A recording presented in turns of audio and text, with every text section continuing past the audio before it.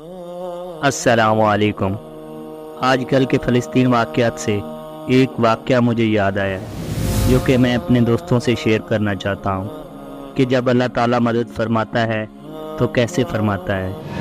جو بادشاہ ہوتے ہیں نا، ان کے شوق بھی عجیب ہوتے ہیں۔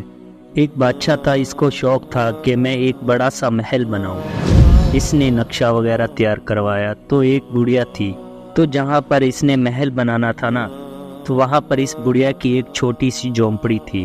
تو بادشاہ کو جب خبر ہوئی کہ وہاں پر تو ایک بڑھیا رہتی ہے، تو بادشاہ نے اپنے سپاہیوں کو وہاں پر بھیجا اور کہا کہ جاؤ اور بڑھیا سے کہو کہ یہ جگہ چھوڑ کر چلی جائے، کیونکہ یہ جگہ محل میں آ رہی ہے۔ تو بڑھیا نے نہیں چھوڑا اور سپاہیوں کو جواب دے کر واپس بھیج دیا، اور سپاہی واپس آ گئے اور بادشاہ سے کہا کہ وہ بڑھیا تو جگہ چھوڑنے کا نام ہی نہیں لے رہی۔ تو بادشاہ نے وزیر کو بھیجا، تو بڑھیا نے وزیر کو بھی جواب دے کر واپس بھیج دیا۔ تو بالآخر بادشاہ خود آ گیا۔ بادشاہ نے بڑھیا سے کہا یہ پیسے لو اور یہ جگہ چھوڑ دو۔ بڑھیا نے بادشاہ سے کہا کہ آپ اس ریاست کے مالک ہو، میرے حالات خراب ہیں اور میرا شوہر بھی فوت ہو گیا ہے، میری تھوڑی سی زندگی رہ گئی ہے اور اب میں بوڑھی ہو چکی ہوں، لہٰذا مجھے یہ زندگی گزار لینے دو، جب میں مر جاؤں گی تو اپنا محل بنا لینا۔ بادشاہ نہیں مانا۔ تو بڑھیا نے بادشاہ سے کہا کہ میرے باپ نے کہا تھا کہ تم جا یہاں سے رہی ہو، لیکن تمہارا جنازہ وہاں سے نکلے تو آپ مجھے زندگی گزار لینے دو۔ تو بادشاہ وقتی طور پر تو چلا گیا، اور جا کر اس نے اپنے سپاہیوں کو حکم دیا کہ جب بڑھیا گھر سے باہر نکلے تو اس کی جھونپڑی گرا دینا۔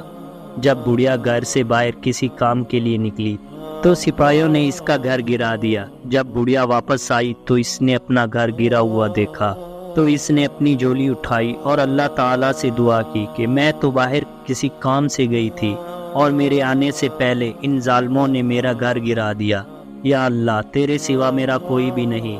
اللہ تعالیٰ نے بڑھیا کی دعا قبول فرمائی۔ اللہ تعالیٰ نے فرشتوں کو حکم دیا کہ جاؤ اور اس پوری بستی کو تباہ کر دو۔ تاریخ گواہ ہے کہ پوری کی پوری بستی تباہ ہو گئی۔ اور آج یہ جو فلسطین پر ظلم ہو رہا ہے نا، اللہ تعالیٰ ایک سیکنڈ میں روک سکتا ہے۔ صرف اور صرف میرا اور آپ کا دیکھا جا رہا ہے کہ مسلمان کے لیے کتنا آگے بڑھتا ہے اور کتنی آواز بلند کرتا ہے اور کتنی مدد کرتا ہے۔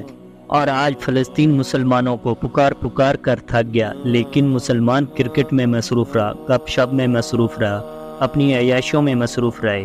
ہم لوگوں کا ضمیر مردہ ہو چکا ہے، مر چکا ہے، ہم صرف نام کے مسلمان ہیں۔ باقی اللہ نے چاہا اسرائیل ایک ناجائز ریاست ہے، اور یہ ریاست اللہ کے حکم سے ختم ہو جائے گی اور فلسطین اسلام کا ایک اچھا گہوارہ بن کر طلوع ہوگا۔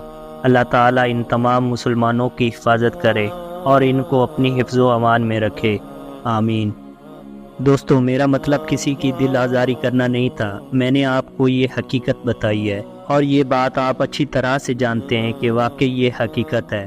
اس کے ساتھ مجھے دیجیے اجازت، اللہ حافظ۔